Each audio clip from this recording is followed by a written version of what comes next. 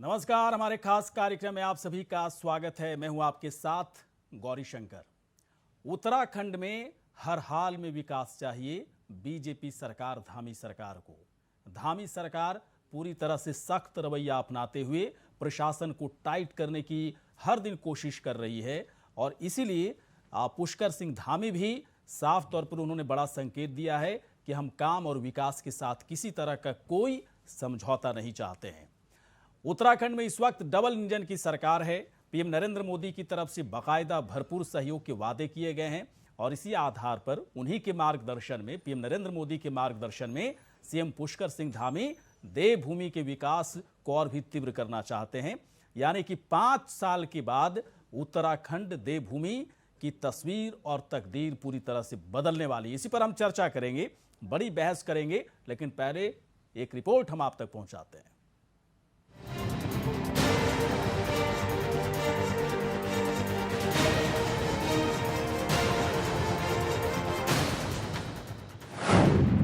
CM बनते ही धामी के तल्ख हुए तेवर। काम और सिर्फ काम पर धामी का फोकस। देवभूमि को मॉडल प्रदेश बनाने पर जोर। उत्तराखंड के सीएम पुष्कर सिंह धामी अपने दूसरे टर्म में पीएम मोदी के दिखाए रास्ते पर चल रहे हैं। प्रदेश में काम पर फोकस किया जा रहा है। प्रशासन को टाइट करने के लिए साफ कह दिया गया है कि काम के साथ सरकार कोई समझौता नहीं करेगी। सीएम धामी के तल्ख तेवर और ताबड़तोड़ फैसलों से प्रशासनिक अधिकारियों में हड़कंप मचा है। हमारा देखिए मूल रूप से पहाड़ी प्रदेश है, पर्वतीय प्रदेश है और यहाँ की जो मूलभूत आवश्यकताएं हैं, मूलभूत ज़रूरत है और विकास को अगर हम ले जाना चाहते हैं, मूलभूत आवश्यकताओं की पूर्ति करना चाहते हैं तो उसके लिए सड़क जरूरी है।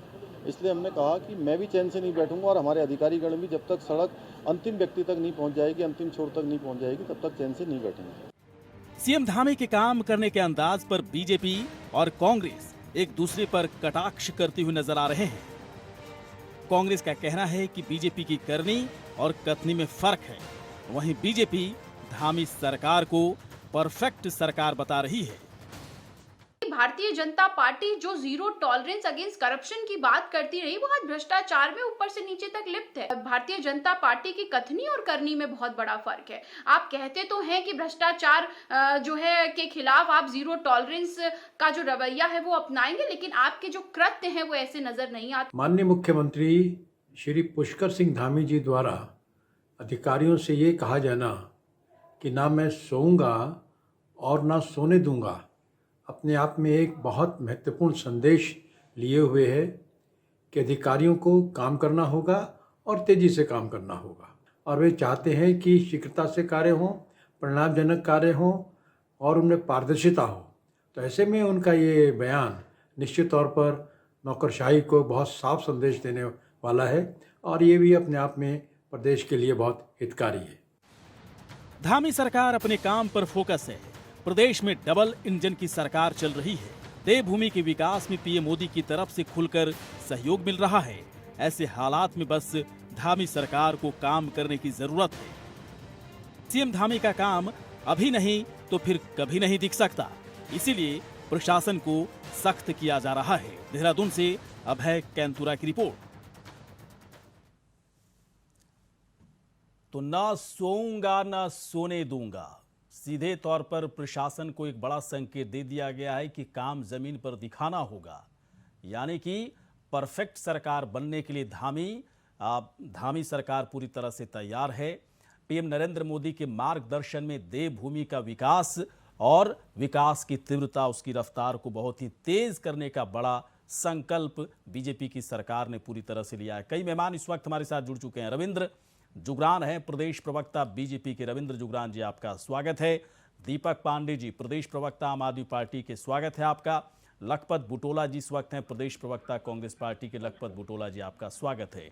सबसे पहले जुगरान जी के पास आते हैं।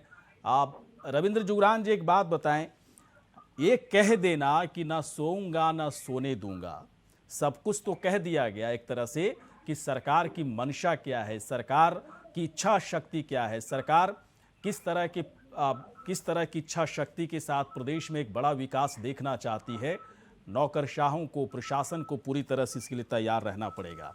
सवाल ये है कि क्या उत्तराखंड में पर्याप्त संख्या में प्रशासनिक अधिकारी हैं, पर्याप्त संख्या में वैसे कर्मचारी हैं कि ताबड़तोड़ फैसलों को आसानी से वो पूरी तरह से एग्जीक्यूट कर सकें ज़मीन पर, या फिर सरकार जो फैसले ले रही है दरअसल बड़ा अंतर है, यानी कि नीचे कड़ियाँ आपकी कमज़ोर है, ऊपर आप कितना भी मजबूत होकर दिखा लें लेकिन काम दिखेगा कैसे ज़मीन पर? बताइए सर जरा।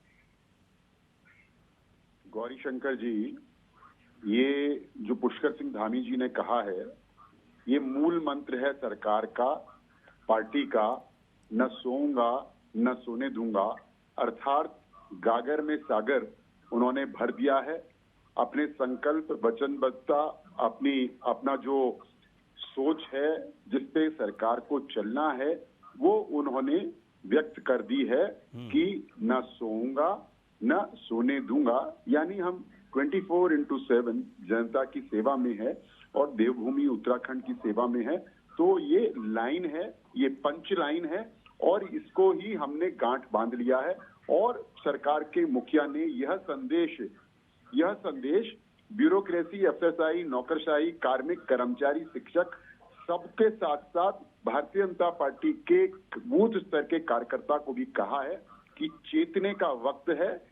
हमको जनादेश प्रचंड दोबारा मिला है, इसलिए जो आशीर्वाद जनता ने दिया है, अब 24 घंटे उनकी सेवा करने का समय है। जो आपने दूसरा बिंदु उठाया कि सरकार ने तो ये मूल मंत्र दे दिया, लेकिन क्या आपके पास नौकरशाही पर्याप्त है, कार्मिक पर्याप्त है? जी हाँ, नौकरशाही पूर्ण रूप से पर्याप्त है। मुझे लगता है कि उससे ज्यादा ही है।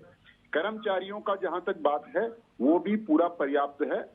यह जरूर हो सकता है कि जहां कुछ गिने चुने ऐसे महकमे हो सकते हैं जहां कर्मचारियों को की वजह से कोई काम बाधित हो रहा हो, लेकिन वहां भी आउटसोर्सिंग से कर्मचारी हैं। हो सकता है कि एक आध जगह परमानेंट ना हो। तो रोड मैप क्या है रविंद्र जुगरान जी, कैसे विकास करेंगे? रोड मैप राज्य निर्माण की मूल अवधारणा को पूरा करना, उसको वापस ले जाना। क्यों उत्तराखंड राज्य निर्माण के लिए शहादतें, संघर्ष, आंदोलन, अपमान हमको झेलना पड़ा, और जो जन आकांक्षाएं हैं, जो स्वप्न हैं, जो हमारी मंजिल है, लक्ष्य है, पूरे उत्तराखंड में इंफ्रास्ट्रक्चर को बहुत मजबूत करना, मूलभूत सुविधाओं में कोई कमी न रहे। कोई ये ना बोले कि शिक्षा और स्वास्थ्य के कारण जो है वो उस पर उंगली उठे। रोजगार के साधन, सरकारी के साथ स्वरोजगार के साधन बढ़ाना, पारंपरिक उद्योग को तवज्जो देना, पलायन कैसे रुके, रिवर्स कैसे हो, उन परिस्थितियों को 5 वर्ष के अंदर निर्मित करना। और यह जो प्रदेश है देवभूमि, यह आध्यात्मिक प्रदेश है, तो हम एक आदर्श राज्य के रूप में पूरे हिंदुस्तान के अंदर नंबर 1 पे लाके इसको खड़ा करें। सभी चीजों में नहीं तो कम से कम हम कुछ चीजों में तो ब्रांड बने। तो यही है परिकल्पना, यही हमारा आगे रहने वाला है। चलिए बहुत अच्छी बात। और बाकायदा एक इच्छा शक्ति धामी सरकार की तरफ से दिखाई जा रही है, और अच्छी बात है। अगर सरकार ये कह रही है, सरकार का मुखिया ये कह रहा है कि ना मैं सोऊंगा ना सोने दूंगा, तो बात बहुत ही साफ बात है कि इच्छा शक्ति है सरकार के अंदर कि हम बहुत ही बेहतर और बहुत ही तेज रफ्तार के साथ देवभूमि का विकास करेंगे। मैं आ रहा हूँ इस कांग्रेस के प्रवक्ता लखपत बुटोला जी के पास। बुटोला जी, एक बात बताएं, अगर सरकार इस तरह से सख्त तेवर पूरी तरह से अपना रखी है, प्रशासन नौकरशाह को सख्त करने के आदेश दिए गए हैं कि हर सेक्टर में, हर मोर्चे पर प्रशासन, नौकरशाह और कर्मचारियों को बहुत ही बेहतरीन काम करके दिखाना होगा, ज़मीन पर काम दिखना चाहिए। सरकार की इच्छा शक्ति और प्रशासनिक अधिकारियों के बीच में बाकायदा निर्देश दिया जाना और ज़मीन पर चीज़ें दिखना, ये 3 अलग अलग चीज़ें होती हैं बुटोला साहब। अब बताइए कि उत्तराखंड में ये तीनों चीज़ें एक साथ सामंजस्य तरीके से दिखेंगी या फिर बिखरा बिखरा दिख रहा है आपको? देखिए, धामी जी ने जो स्टेटमेंट दिया और जो उनकी मंशा है, निश्चित रूप से धामी जी युवा मुख्यमंत्री हैं और एनर्जी के साथ, जोश के साथ काम करना चाहते हैं, हम स्वागत करते हैं। लेकिन पहली बात मैं यही चाहता हूँ, विकास जुगरान जी ने कहा है कि हमारे पास पर्याप्त स्टाफ है। मैं खुद देहरादून में वकील हूँ पेशे से वकील हूँ, जी। तो आप समझ सकते हैं कि देहरादून डोईवाला के अंदर, देहरादून कचहरी के अंदर तहसीलदार रहता तो नायब तहसीलदार नहीं रहता, नायब तहसीलदार है तो पटवारी नहीं रहता, पटवारी है तो आरके नहीं रहता। हाँ। पिछले 8 महीनों 9 महीनों से लोगों के काम नहीं हो पा रहे। ये यथार्थ है, ये कोई मैं सरकार की बुराई नहीं कर रहा हूँ। और ये मेरे मित्र भी बता देंगे जिनके काम तहसीलों में पड़ते होंगे, किस तरह का स्टाफ है, और उनकी ड्यूटी भी 60 दिन तो कम से कम उनके 60% ड्यूटियां तो वीआईपी लग जाती हैं, और इस वजह से आम लोगों के काम नहीं हो पाते। पहली बात है। दूसरी बात मैं आपसे कह सकता हूँ कि कितनी गंभीर सरकार है ये, जो सरकार कह रही थी 5 साल तक डंका बजा रही थी कि जीरो टॉलरेंस की सरकार है, और लोकायुक्त को ला करके इनके पहले पृष्ठ पत्र में था कि पहला पॉइंट था कि 60 दिन में लोकायुक्त को ला देंगे। मैं कहना चाह रहा हूँ लोकायुक्त परवर समिति को भेजा और उसने दम ही उसका उखड़ गया है, लेकिन लोकायुक्त नहीं ला पाई। ये वो सरकार है जो बहुत बड़ी बड़ी बातें कहते हैं। एक NH 74 का अधिकारी जो कि तत्कालीन पहले इनके निवर्तमान मुख्यमंत्री जी ने कहा था कि इनको जेल होनी चाहिए, सस्पेंड किए गए, कहा भ्रष्टाचार में लिप्त है, धामी जी ने उनको गले लगा रखा है। गले लगा करके स्वास्थ्य सचिव बनाया। स्वास्थ्य सचिव बनाने के बाद आपने देखा हुआ 3 दिन पहले जिस तरह से उनकी पत्नी को एक वरिष्ठ महिला चिकित्सक ने न ढंग से न देखने की वजह से उनको किस तरह से ट्रांसफर कर दिया मंत्री के नाक के नीचे, और मुख्यमंत्री के नाक के नीचे कैसा प्रशासन काम कर रहा है, इस पे भी जुगरान जी कहते तो बहुत अच्छी बात होती है। मैं ये कह सकता हूँ कि आप समझ सकते एक सचिव की इतनी हिम्मत कि मुख्यमंत्री होते हुए, विभागीय मंत्री होते हुए, और उसके बावजूद इस तरह की हरकत की जाती है, और सरकार कहती है मैं बहुत अच्छा संदेश देना चाहती, बहुत अच्छा। ये जुमलेबाजियों से, ये जुमलेबाजी से, ये केवल दिखाने से प्रदेश नहीं चलेगा। मैं ये जरूर कह सकता हूं कि हम सब में सरकार की कोई अभी आलोचना नहीं करना चाहते, हम तो स्वागत करते हैं। हाँ, मतलब मुख्यमंत्री जी की सुन थोड़ा सा। हाँ जी हाँ, बोलिए पूरी बात कर। मैं ये कह सकता हूँ कि हम देखो अभी हम चाहते हैं कि सरकार को निश्चित रूप से कुछ समय दिया जाना चाहिए, कम से कम 6 महीना हम सरकार को देखेंगे। इस सरकार के पास क्या लॉन्ग टर्म प्लानिंग है, क्या शॉर्ट टर्म प्लानिंग है, क्या इनकी दिशा है, क्या नीति है, क्या नियत है, उसको लेकर के हम आकलन करेंगे। अच्छे काम करेगी सरकार, हम निश्चित रूप से स्वागत करेंगे, वरना सड़क से लेकर सदन तक हम इसका घोर विरोध करेंगे। जहां तक मैं एक बहुत छोटी सी याद जुगरान जी को याद दिलाना चाहता हूँ। जुगरान जी, आप कहते हैं कि नौजवानों के और उत्तराखंड के शहीदों के सम्मान का हम बड़ा सम्मान करेंगे, इनके सपनों को साकार करेंगे। पंचम वित्त आयोग ने मुख्यमंत्री को सिफारिश की और आपने पद मृत घोषित कर दिए, आप उनको पुनर्जीवित करा सकते हैं? आप ये बताओ, पंचम वित्त आयोग की सिफारिश में यहाँ क्या इतनी भर्तियां हो चुकी है, क्या यहाँ इतना स्टाफ हो चुका है कि आपने सारे के सारे पद मृत घोषित कर दिए? ये जो जुमला है प्रधानमंत्री जी को कहते हैं कि 18 घंटे काम करते प्रभु, तो 18 घंटे काम करके डीजल पेट्रोल 100 के पार हो गए, गैस सिलेंडर 1000 के पार हो गए, बेरोजगारी 47% पे चले, गरीबी की रेखा के नीचे 57%, तो मतलब लोग आ गए। ठीक है, मैं समझ गया बुटोला साहब मैं समझ गया। इंडेक्स में 115 नंबर पे चले हम, जीडीपी से रविंद्र जुगरान जी देखिए आप, ठीक है सर समझ गए। रविंद्र जुगरान जी, आप कितने भी दावे करें कि हमारी इच्छा शक्ति बहुत ही बेहतर है, हम अपनी इच्छा शक्ति के आधार पर काम को करके दिखाएंगे, लेकिन इतनी सारी खामियां देखिए बुटोला साहब दिखा रहे हैं। इन खामियों की है ना, कैसे इसको भरपाई कैसे कर पाएंगे? क्योंकि इन खामियों के रहते हुए आप कितना भी काम कर लें, लेकिन जनता के बीच में कई सारी चीज़ें सही तरीके से नहीं जा पाएगी। इसको आप कैसे भर पाएंगे सर जुगरान जी? गौरी शंकर जी, हम हमेशा जो विपक्ष है वो सदन के अंदर हो या सदन में ना भी हो, सदन में ना पहुंच पाया हो, उसके सुझावों का हमेशा स्वागत करेंगे। वो कमियां इंगित करेंगे तो हम नकारेंगे नहीं, कहेंगे हाँ कमी है, सुधार की आवश्यकता है, सुधार के लिए प्रतिबद्धता है। ठीक, पहले तो हम साफ कर दूं मैं ये स्थिति। दूसरी बात, अभी बुटोला जी हमेशा लोकायुक्त का जिक्र करते हैं। उत्तराखंड का दुर्भाग्य है कि यहाँ जो लोकायुक्त रहे नरेंद्र तिवारी जी के शासनकाल में, जस्टिस रजा, वो खुद भ्रष्टाचार के पर्याय बन चुके थे। वो खुद भ्रष्टाचार के पर्याय बन चुके थे, ऑन द रिकॉर्ड आपसे ऑफिशियली कह रहा हूं, और उनका ऑफिस भी करप्शन का अड्डा बन चुका था। उसके बाद भी जो लोकायुक्त ऑफिस रहा, घिरडियाल साहब तो अपने आप में सीधे सज्जन आदमी थे, लेकिन उनके समय में भी जो लोकायुक्त ऑफिस था वो शिकायतों का संज्ञान लेने के बजाय लीपापोती और कर्मचारी अधिकारी करप्शन में इन्वॉल्व थे। तो यहाँ उत्तराखंड के अंदर भाजपा सरकार में ईश्वर की दया से लोकायुक्त की कोई आवश्यकता नहीं पड़ी। नंबर 2 बात यह है कि इन्होंने गिनाया कि देहरादून उत्तराखंड की राजधानी में एक आध जगह तहसीलदार नहीं है, कहीं पटवारी नहीं। निश्चित रूप में उत्तराखंड के 2, 3, 4% मामलों में यह दिक्कत जरूर है कि कहीं तहसीलदार नहीं, कहीं नायब तहसीलदार नहीं। ये अच्छी बात है कि आप संज्ञान दिला रहे हैं। 101% 3 महीने पहले तक तहसीलदार था, चुनाव आचार संहिता के चलते पोस्टिंग, ट्रांसफर इत्यादि ये सब नहीं हो पाया, तो 15 दिन के अंत से पहले अगले हफ्ते आपको तहसीलदार भी चलिए, बहुत अच्छी बात है, और बाकी लोग बहुत अच्छी बात है। पहले बात पूरी होने दो भाई, बात पूरी होने दो। हाँ, बोलिए, बात पूरी होने दीजिए। 101% आम आदमी पार्टी हो, कांग्रेस हो, और हमारा जो क्षेत्रीय दल है जिसका हम बहुत सम्मान करते हैं, जो कि उत्तराखंड का कोलिशन पार्टनर भी कई चुनाव में रहा है, और यूकेडी के लोगों ने हमारे सिंबल पे चुनाव भी लड़े। जो भी सुझाव अपोजिशन से, बुद्धिजीवियों से, मीडिया से रचनात्मकता के आएंगे, अगर हमारी कमी होगी तो फ्लोर पे स्वीकार करेंगे और उस पे काम करने की वचनबद्धता। बिल्कुल, चलिए नहीं, ठीक है, मैं आ रहा हूँ सर, मैं आ रहा हूँ। पहले आम आदमी पार्टी के प्रवक्ता से पहले बात कर लें, मैं इसके बाद आपके पास आऊंगा। दीपक पांडे जुड़े हुए हैं। दीपक पांडे जी, एक बात बताएं, देखिए कितनी अच्छी अच्छी बातें हो रही है। दीपक पांडे जी, कांग्रेस वाले ठीक है विपक्ष में है, लेकिन अपना फर्ज निभाते नजर आ रहे हैं कि कमियां हैं, इच्छा शक्ति सरकार जो भी दिखाए, लेकिन पहले कमियों की भरपाई करनी होगी।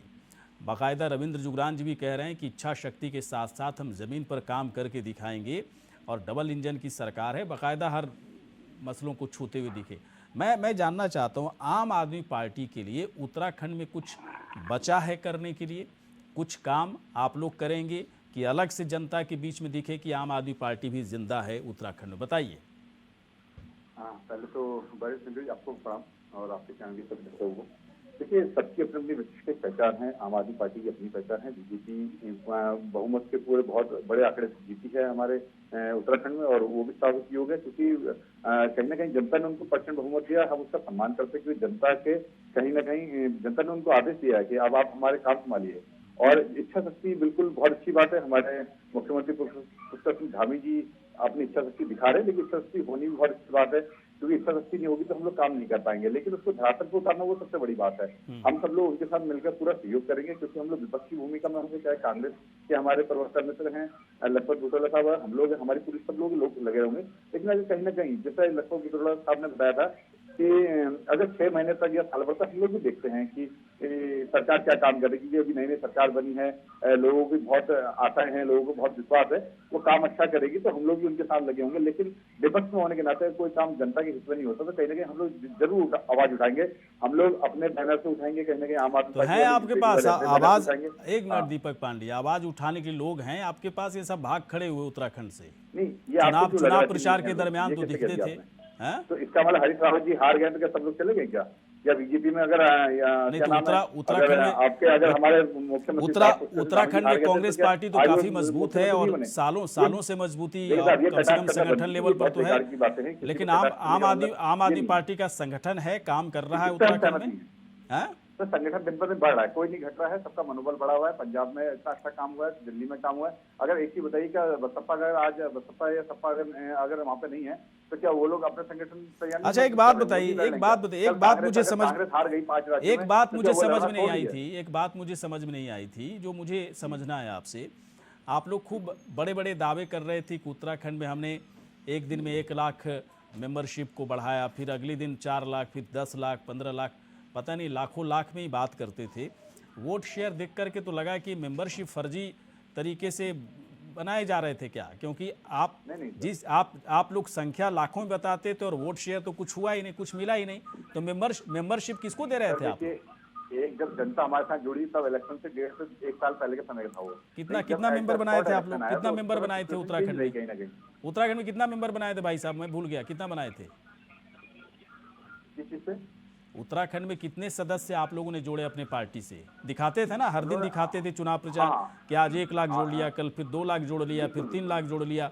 और वोट शेयर का जब गणित मैं देखता हूँ, हमारा हर कैंपेन चल रहा था, जैसे रोजगार गारंटी के टाइम था। नहीं बोलेंगे, मुझे पता है नहीं बोलेंगे, इसलिए नहीं बोलेंगे। चलिए बुटोला साहब के पास में आता हूँ। बुटोला साहब, एक बात बताइए भाई साहब, जो जो इच्छा शक्ति है सरकार के पास, इच्छा शक्ति बहुत ही अच्छी इच्छा शक्ति है कि ना सोऊंगा ना सोने दूंगा। धामी पुष्कर धामी यंग हैं, युवा हैं, पूरे जोश और उत्साह के साथ वो काम करना चाहते हैं। प्रशासनिक अधिकारियों से भी उसी तरह की उम्मीद वो जता रहे हैं। क्या उत्तराखंड में विकास का एक अलग आयाम स्थापित करने के लिए वाकई में बहुत बड़ी इच्छा शक्ति की ज़रूरत है, जो कांग्रेस के पास नहीं थी, अब बीजेपी दिखाने की कोशिश कर रही है? बताइए सर जरा। देखिए, मैं आपसे एक बात कह सकता हूं गौरी शंकर जी कि जुगरान साहब ने एक बात कही कि अब विपक्षी बहुत अच्छी चीजों का सुझाव लेंगे। लगभग हमने कुछ दिन पहले अभी सत्र में अनुपूरक बजट 21,000 करोड़ के आसपास का 21,100 करोड़ के आसपास का बजट पेश किया, लेकिन उस पे चर्चा तक होने नहीं दी गई।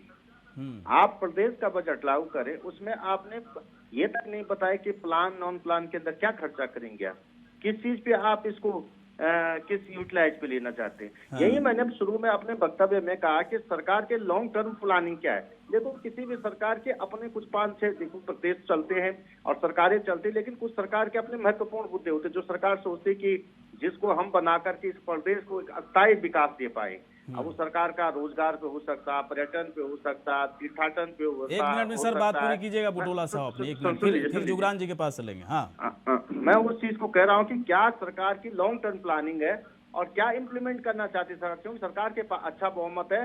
क्या यही जो 57 का बहुमत था पिछली बार, सरकार तो इन्हीं की थी ना, तब क्या तब इनके लोग सोए हुए थे? इन्हीं में से 80% विधायक जीते हुए थे, 80% कैबिनेट यही है। मैं ये पूछ रहा हूँ कि क्या 72,000 करोड़ के कर्जे में जो आपने पिछले 5 साल में प्रदेश डाल दिया, मोदी जी कहते थे न सोऊंगा न सोने दूंगा न खाऊंगा न खाने दूंगा। अमित शाह जी के लड़के का 50,000 का कब 84 करोड़ रुपया हो जाता 2 महीने में। और जिस तरह से देश के अंदर में आज का जीडीपी से ज्यादा देश के अंदर कर्जा हो गया, हंगर इंडेक्स में हम 115 नंबर पे। जुगरान साहब, यदि मैं गलत कह रहा हूं तो आप रेक्टिफाई कर दीजिए मुझे। देश के अंदर 47% गरीबी के रेखा के नीचे लोग चले गए। देश के अंदर 57 करोड़ से ज्यादा गरीबी के रेखे नीचे, 47% बेरोजगारी दर। आज देश के अंदर डीजल पेट्रोल 100 के पार कर गया। गैस सिलेंडर आपने 1000 के पार करवा दिया, कमर्शियल तो 2500 के पास पहुंच गया है। सही बात है, सही बात है। यही न खाऊंगा न सोने दूंगा। मैं आपकी बात जुगरान जी के पास लेके चलता हूं। जुगरान जी एक बात बताइए। गौरी शंकर जी, मैं सरकार की बुराई नहीं करना चाह रहा हूँ, ना मैं उनकी प्लानिंग पे और मैं उनकी मंशाओं पे प्रश्न उठा रहा हूँ। अब वो तो जुगरान जी बताएंगे कि क्या कर रहे हैं। कि आप सोने भी दीजिए, आप सोए भी, लेकिन काम के समय काम करवाइए, इम्प्लीमेंट करवाइएगा। और केवल भ्रष्टाचार के अंदर जिस तरह से मुख्यमंत्री के ऑफिस से फोन जाता है एसपी को कि आप खनन के ट्रकों को छोड़ दीजिए, ये तो इतिहास में पहली बार हुआ। हिंदुस्तान के इतिहास में मुख्यमंत्री फोन कर रहा है एसपी को कि आप ट्रक छोड़ दीजिए खनन के। मैं ये यही खाने और सोने की जो बातें कर, अगर ये लूट खसोड़ में न सोना है न खाना जुगरान साहब, मुझे लगता है कि जुगरान साहब ठीक नहीं है। आप काम करवाएं। मैं चाह रहा हूं कि बुटोला साहब, एक मिनट बुटोला साहब रुकिए बुटोला साहब रुकिए। आपने अगर सवाल उठाया तो उसका जवाब सुनिए। जो बुटोला साहब सवाल उठा रहे हैं, अगर ये सब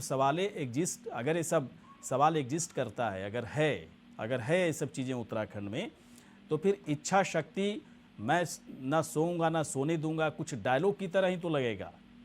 इच्छा शक्ति 2-4 महीने में खत्म हो जाएगी इच्छा शक्ति। हाँ, जवाब ले दीजिए। बताइए सर। देखिए गौरी शंकर जी, और विनम्रता पूर्वक मैं कहना चाहूंगा अपने पूरे को पैनलिस्ट का और आपका आदर करते हुए कि कांग्रेस के जो प्रवक्ता बुटोला जी, हमारे वकील साहब, इस समय जो आरोप लगा रहे हैं, ये पिछले 5 वर्ष से लगातार यही आरोप लगा रहे थे। अब इनके सारे आरोपों को जनता ने नकारा है और भरोसे से बड़ी कोई चीज नहीं होती।